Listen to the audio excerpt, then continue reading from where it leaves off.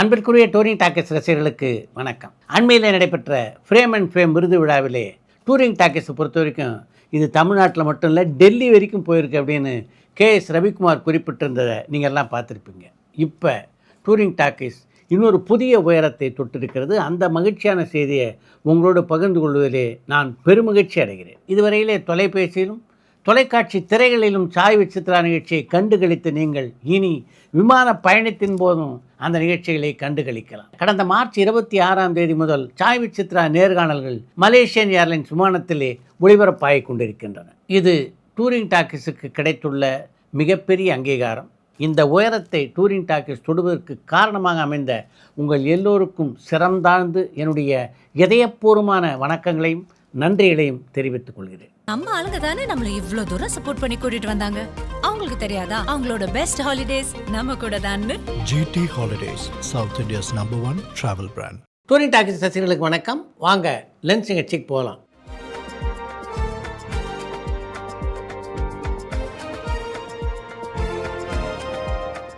என்னம்மா முதல் கேள்வி? பாக்யராஜ் சார் தெலுங்கு படத்துக்கு திரைக்கதை எழுதியிருக்கிறாரான்னு கார்த்திக் பழனில இருந்து கேட்டிருக்காங்க. கே. பாக்யராஜ் தமிழில் இயக்கிய பல திரைப்படங்கள் தெலுங்கிலே மொழி மாற்றம் செய்யப்பட்டிருக்குன்னு, அதையெல்லாம் தாண்டி நேரடி தெலுங்கு படம் இதிலும் பாக்யராஜ் திரைக்கதாசிரியராக பணியாற்றியதாக தெரியல. அஜித், விஜய், சிம்பு, சிவகார்த்திகேயன் மாதிரியான நடிகர்கள்லாம் எவ்வளோ சம்பளம் வாங்குறாங்கன்றது மீடியா மூலமாகவே தெரிய வருது.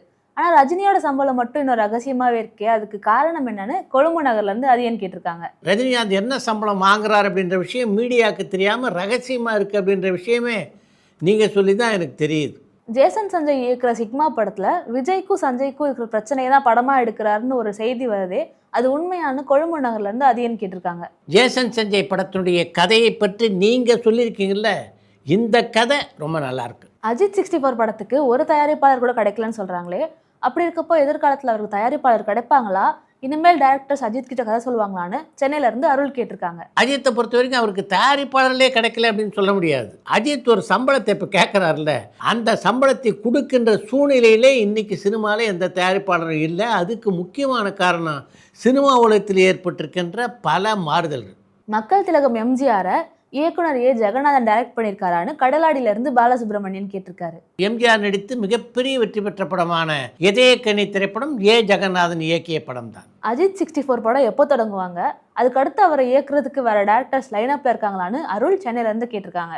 அஜித் 64 படத்தினுடைய தயாரிப்பாளர் யார் அப்படின்றது முதல்ல தெரிஞ்சாதானே இந்த படத்தினுடைய படப்பிடிப்பு தொடங்க வாய்ப்பு இருக்குது. அதுவே இன்னும் முடிவாகலையே. சுயம்வரம் படம் ஷூட்டிங்க்கு நீங்கள் போனீங்களா, அது எப்படி இருந்துச்சு, மற்ற பட ஷூட்டிங்க்கும் இந்த படத்துக்கும் என்ன வித்தியாசம்னு பாண்டிச்சேரியிலேருந்து பெருந்தமிழன் கேட்டிருக்காங்க. சுயம்வரம் படத்தினுடைய படப்பிடிப்பு நடைபெற்ற போது அந்த படப்பிடிப்பு தளத்துக்கு நான் போயிருந்தேன். அந்த படப்பிடிப்பு தளத்திலே ஏறக்குறைய 3-4 மணி நேரம் நான் இருந்தேன்.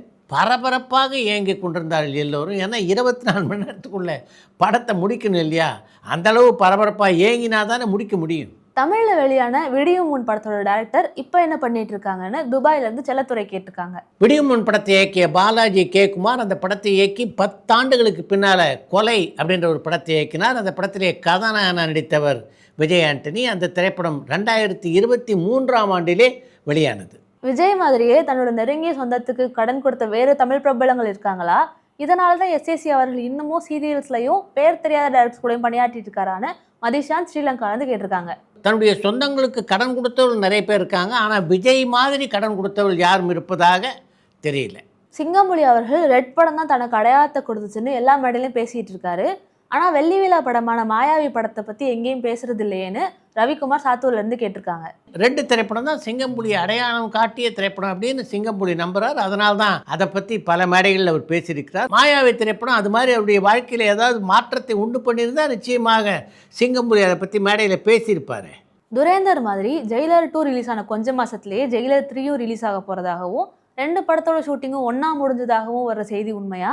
படத்தில் நிறைய காஸ்ட் அண்ட் க்ரூ இருந்ததுக்கும் படம் 1.25 வருஷம் இழுத்ததுக்கும் இதுதான் காரணமானு மயூரன் மட்டக்களப்பிலேருந்து கேட்டிருக்காங்க. வலைதளங்களில் பணியாற்றவர்களுக்கு இருக்கின்ற அந்த கற்பனை திறன் இருக்க, அந்த அளவு சினிமாவில் பணியாற்றவங்களுக்கு கூட இல்லை அப்படின்றது தான் உண்மை. அந்த கற்பனை திறன் காரணமாகத்தான் ஜெயிலர் பார்ட் 3 படமும் இப்போதே உருவாகி கொண்டிருக்கிறது அப்படின்ற செய்திகள்லாம் வெளியே வந்து கொண்டிருக்கின்றன. ஜல்லிக்கட்டு படத்துல உங்களுக்கு குரல் கொடுத்தது யாரு, இல்லைன்னா அது உங்களோட சொந்த குரலான வெங்கடேஷன் சிதம்பரத்துல இருந்து கேட்டிருக்காங்க. ஜல்லிக்கட்டு திரைப்படத்தில் நான் பேசலை, எனக்கு பதிலாக வேறு ஒரு பின்னணி குரல் கொடுக்கின்ற கலைஞர் தான் பேசினார். நடந்தது இன்கம் டாக்ஸ் ரைடு இல்ல, வந்தவன் அசிஸ்டன்ட் கமிஷனர் இல்ல. அப்படியா? சுமாரியா பேண்ட் ஷர்ட் போட்டு எவன் வந்தாலும் காசை தூக்கி கொடுத்துட வேண்டியது, அப்புறம் அப்படிங்களா இப்படிங்களான்னு. உங்க கூட பார்ட்னரா இருக்கவே எனக்கு வெக்கமா இருக்கு. வில்லன் கதாபாத்திரத்துக்கு என்னுடைய குரல் சரியாக பொருந்தாது அப்படின்னு அப்போ நான் தவறாக நினச்சிட்டு இருந்தேன். அதன் காரணமாக தான் ரத்தனகுமார் என்ற பின்னணி குரல் கொடுக்கின்ற கலைஞரை எனக்காக அந்த படத்திலே பேச வைத்தேன். அது எவ்வளோ பெரிய தப்பு அப்படின்றது இப்போ படம் பார்க்கும்போது எனக்கு புரியுது. நடிகர் ராமராஜன் அவர்களுக்கு மதுரையில தியேட்டர் இருக்கிறதா சொல்றாங்களே, அது உண்மையான? சிதம்பரத்துல இருந்து வெங்கடேஷன் கேட்டிருக்காங்க. ராமராஜனுக்கு மதுரையிலே திரையரங்கம் இருந்தது உண்மை, ஆனால் இப்போ இல்லை.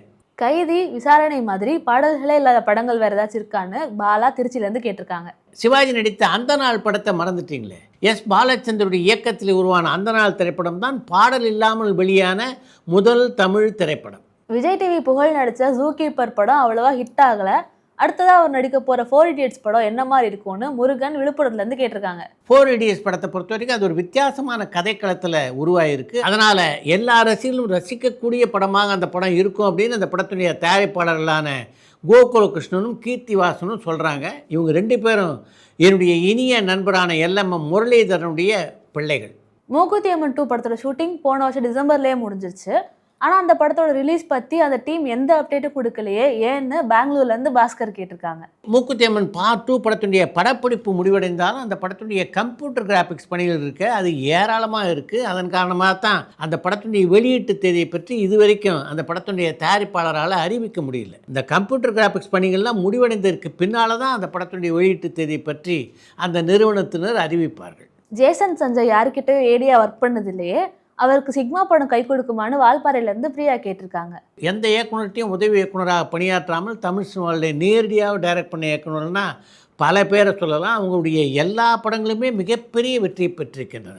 அந்த வரிசையில் ஜேசன் சஞ்சய் வருவதற்கு வாய்ப்பு இல்லை அப்படின்னு எதனால் நீங்கள் நினைக்கிறீங்க? முக்கியமான ஹீரோஸோட படம் எல்லாம் ரீரிலீஸ் ஆகுது, ஆனால் கமல் சாரோட படம் எதுவும் ரீரிலீஸ் ஆகுறது இல்லையே, அதுக்கு காரணம் என்னன்னு சங்கர் மேடவாக்கத்துலேருந்து கேட்டிருக்காங்க. சமீபத்தில் கலைப்பில் தானு கமல்ஹாசனுடைய ஆளவந்தான் திரைப்படத்தை மறுவெளியீடு செய்திருந்தார். அதை நீங்கள் பார்க்கலையா என்ன?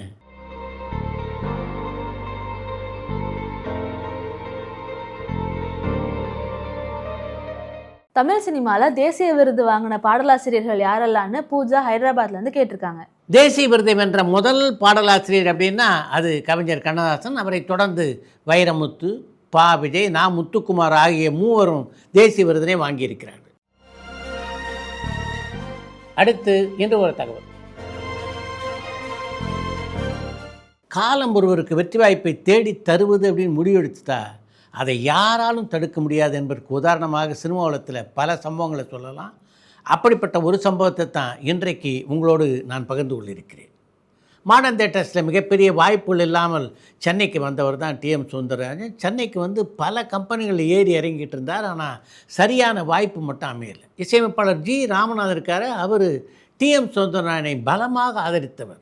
அதனால் அவரை போய் பார்த்தோம்னா நிச்சயமாக நம்முடைய வாழ்க்கையில் மறுமலர்ச்சி கிடைக்கும் அப்படின்னு நினைத்த TM சௌந்தரராஜன் தினமும் அவருடைய வீட்டுக்கு படையெடுத்தார். பல நாட்கள் அப்படி தொடர்ந்து போன நிலையில் ஒரு நாள் இவரை அழைத்த G. ராமநாதன், என்ன தினமும் என் வீட்டுக்கு வந்துட்டுருக்கேன்னு சொல்கிறாங்க, என்ன விஷயம் என்று TM சௌந்தரராஜனை பார்த்து கேட்டார்.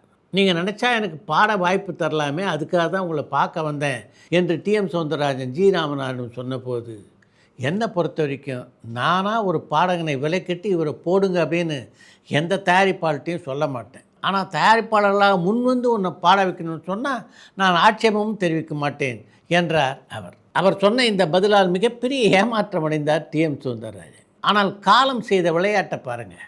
அதே G. ராமநாதனுடைய இசையிலே TM சௌந்தரராஜன் தூக்கி படத்திற்காக பாடிய பாடல்கள் தான் தமிழ் சினிமா உலகிலே ஒரு நிரந்தர இடத்தை TM சௌந்தரராஜனுக்கு பெற்றுக் கொடுத்தன. முதல்ல தூக்கி உருவான போது அதில் இசையமைப்பாளர் G. ராமநாதன் இல்லை, TM சௌந்தரராஜன் இல்லை. அப்போது அந்த படத்துக்கு இசையமைக்கு ஒப்பந்தமாக இருந்தவர் ஞானமணி என்ற இசையமைப்பாளர். பாடுவதற்கு ஒப்பந்தமாக இருந்தவர் திருச்சி லோகநாதன். அவர் கூடுதல் சம்பளத்தை கேட்டதுனால தான் டிஎம் சௌந்தரராயனுக்கு அந்த வாய்ப்பு வந்தது. டிஎம் சௌந்தரராயனுக்கு அந்த வாய்ப்பு வந்தபோது இசையமைப்பாளரும் மாற்றப்பட்டிருந்தார். அப்படி அந்த படத்துக்கு இசையமைக்க வந்தவர் தான் G Ramanathan. G Ramanathan TM சௌந்தரராயனுடைய அந்த காம்பினேஷனில் உருவான எல்லா பாடலும் மிகப்பெரிய வெற்றியை குவித்தன. அந்த பாடலுடைய வெற்றி காரணமாகத்தான் தொடர்ந்து தன்னுடைய படங்கள் எல்லாவற்றிலும் டிஎம் சௌந்தரராயனையை பாட வைத்தார் சிவாஜி கணேசன் என்பது வரலாறு.